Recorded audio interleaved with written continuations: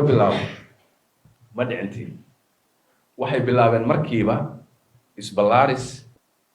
nasiib darro markii uu ra'iisul wasaaraha hadda jooga dalka yimid laga bilaabo ma dhicintii waxay bilaabeen markiiba isballaaris iyo in ay dhul raadis ayay bilaabeen soomaalida kusoo foofeen aqoontay u lahaayeen darteed waxayba bilaabeen soomaalida inay kala qaybiyaan oo yidhahdaan kan annagaa reer baan isla nahay kanna waaba ree hebel kanna waa lafti nagaa kanna waaba sheeko kanna waxaan la garanay balaayi ba nagu bilaabeen mashaakil bayba nagu bilaabeen waxaa kasii daran keliya ma aha dalbalaarsigu inay hadda soo bilaabeen soomaalida deegaanka soomaalida ayay isku soo fidiyeen waad ogtihiin gobol dhan oo city la yidhaahdo waaba liqeenba mooyaale waa ogtihiin waaba iska qaateenba weli waa soo socdaan waa dhibaata dadka soomaaliyeed dhulkoodii ayay kusoo foofeenba baabili iyo jigjiga kor taagan yihiin haddana buurta kaaramarray soo fuleen marka soomaalida dib ugu soo foofeen ay ugu soo noqdeen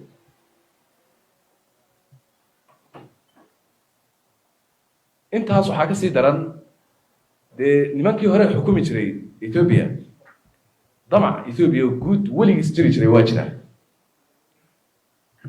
laakiin ma jiri jirin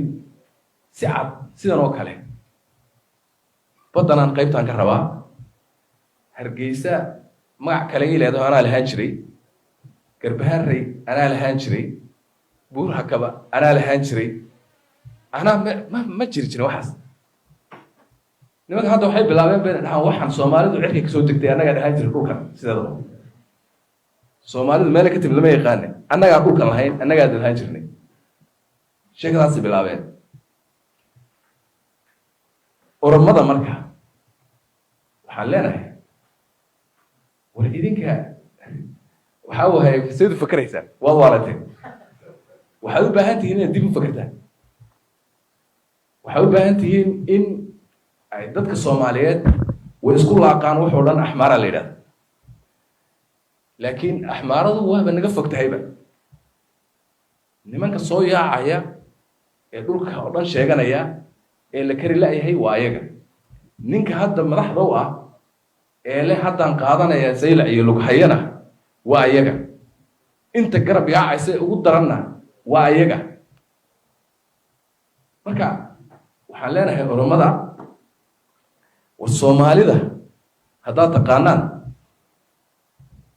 soomaalida ha isku carinina annaga soomaali baa nala dhahaa soomaalida waxaa waaye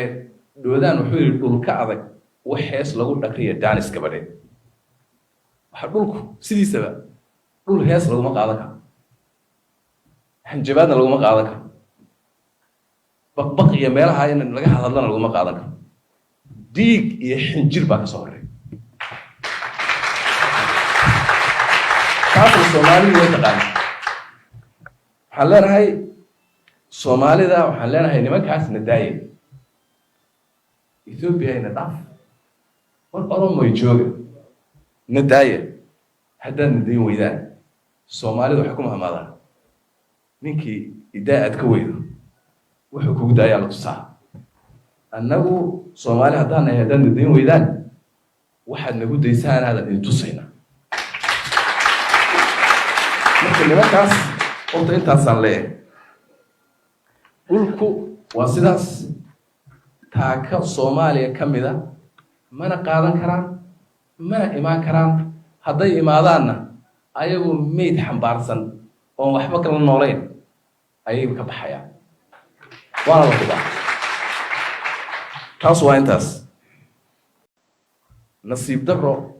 markii uu ra'iisul wasaaraha hadda jooga dalka yimid laga bilaabo ma dhicintii waxay bilaabeen markiiba isballaaris iyo in ay dhul raadis ayay bilaabeen soomaalida kusoo foofeen aqoontay u lahaayeen darteed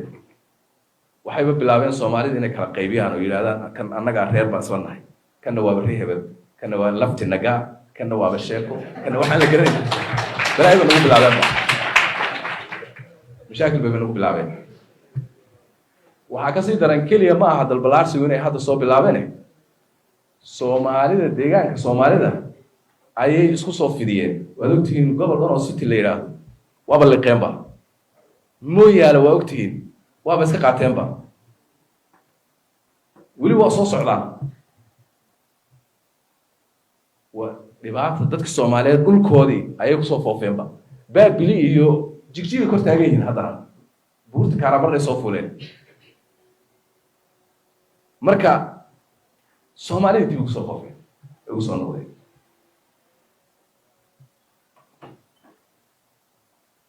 أنت هاسو حاجة سيدران de nimankii hore xukumi jiray Ethiopia damac Ethiopia guud wali istiri jiray waa jira laakiin ma jirin si cad sidan oo kale badanaan qaybtaan ka rabaa Hargeysa magac kale ileedo anaa lahaan jiray Garbaharey anaa lahaan jiray Buur Hakaba anaa lahaan jiray anaa ma jirin waxaas nimanka hadda waxay bilaabeen been dhahan waxaan Soomaalidu cirka ka soo degtay anaga dhahan jiray dhulkan sideedaba Soomaalidu meel ka timid lama yaqaan anaga dhulkan lahayn anaga dhahan jirnay sheekadaas bilaabeen oromada marka waxaan leenahay war idinka waxa uu hay sidoo fikraysa waa waalatay waxa u baahan tihiin in dib u fikirtaan waxa u baahan tihiin in ay dadka Soomaaliyeed way isku laaqaan wuxuu dhan axmaara la yiraahdo laakiin axmaaradu waa naga fogtahayba nimanka soo yaacaya ee dhulka oo dhan sheeganaya ee la kari laayahay waa ayaga ninka hadda madaxda u ah ee le haddaan qaadanaya saylac iyo lughayana waa ayaga inta garab yaacaysa ugu daranna waa ayaga marka waxaan leenahay oromada والصوماليدا هذا تقانان صوماليدا اسكو عرنينا أنك الصومالي وأنا ردها صوماليدا وحواي دودان وحول الكعبة وحيس لو دكريه دانس كبري وحقولكم سيدي سبب قول هيس لو ما قاعدك حنجبادنا لو ما قاعدك بقي ميلها هاي إن لقى هذا لنا لو ما قاعدك ديك يحنجر بك صوري تعرف الصومالي ويتقال حلنا هاي الصومالي ذا وحلنا هاي نمك حاس ندايم إثيوبيا ندعف والأرم يجوج ندايم حتى ندين ويدان الصومالي ذا حكومها ماذا منكي إداءة كويد وحكوك دايا على الصعب أنه صومالي هدانا يهدان الدين ويدان واحد نقول ديسان هذا اللي تصينا لكن لما كاس قلت انت أصلا ليه قلكو واسداس تاكا صوماليا كمدا مانا قادن كران مانا إيمان كران هداي إمادانا أيهو ميت حنبارسن ومحبك للنورين أيهو كبحيا وانا الله taas waa intaas nasiib darro markii uu ra'iisul wasaaraha jooga dalka yimid laga bilaabo ma dhicintii waxay bilaabeen markiiba isbalaaris iyo in ay dhul raadis ay bilaabeen Soomaalida ku soo foofeen aqoontay u lahaayeen darteed waxay bilaabeen Soomaalida inay kala qaybiyaan oo yiraahdaan kan annaga reer baan isla nahay kana waa bari hebel كنا ولفت النجاة كنا وابشيكو كنا وحنا جرين بلاي بنقول بالعباد مشاكل بنقول بالعباد وحكاسي دران كلية ما هذا البلارسي وين هذا صوب بالعباد سومالي ده ديجان سومالي ده أيه يسكو صوب في ديه ودكتين قبل أنا وصلت الليلة وابل القيامة مو يالا وقتين وابس كقاتين با ولي وصوص على ودبعت ضدك الصوماليات كل كودي أيه صوب فين با باب بلي يو جيجي كرت هجين هذا بورت كهرباء صوب ولا marka soomaalida dib ugu soo qofay ugu soo noqday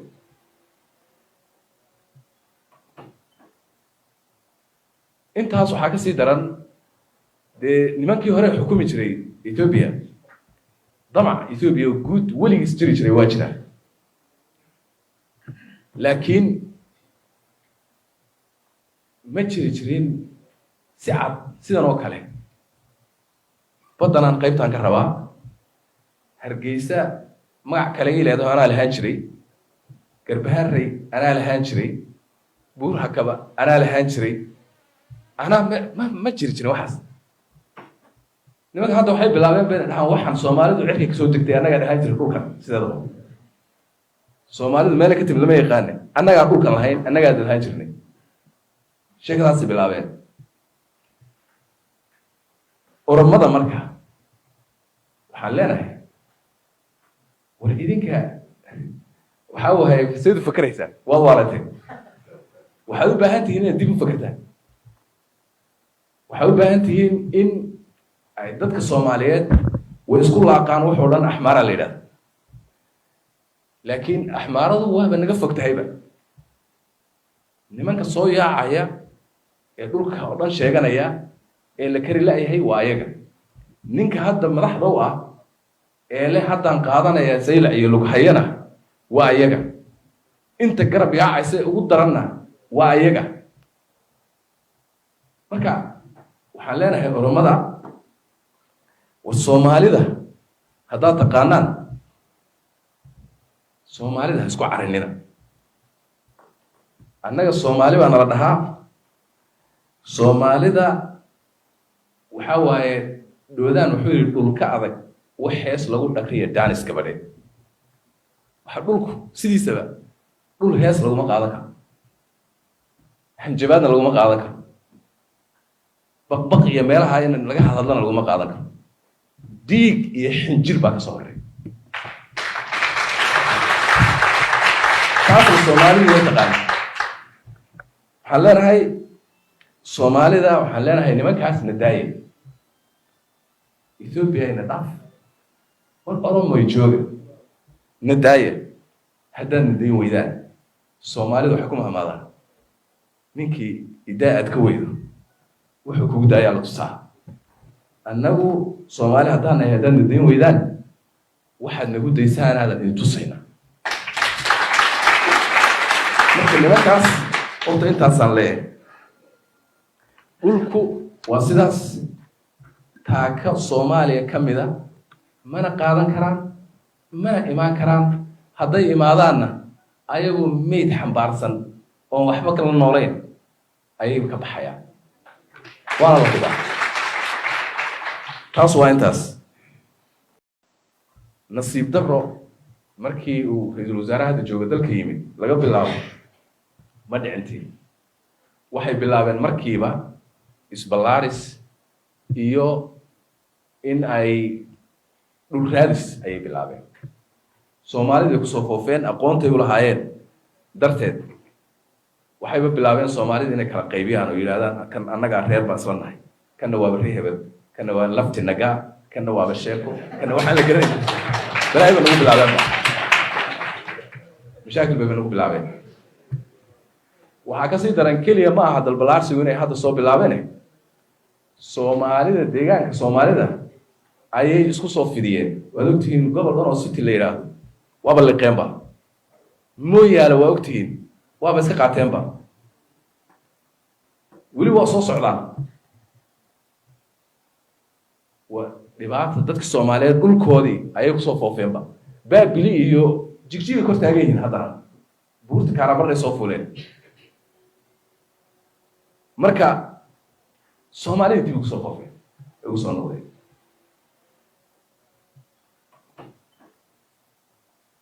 intaas waxaa ka sii daran dee nimankii hore xukumi jiray Ethiopia damac Ethiopia guud weligiis jiri jiray waa jira laakiin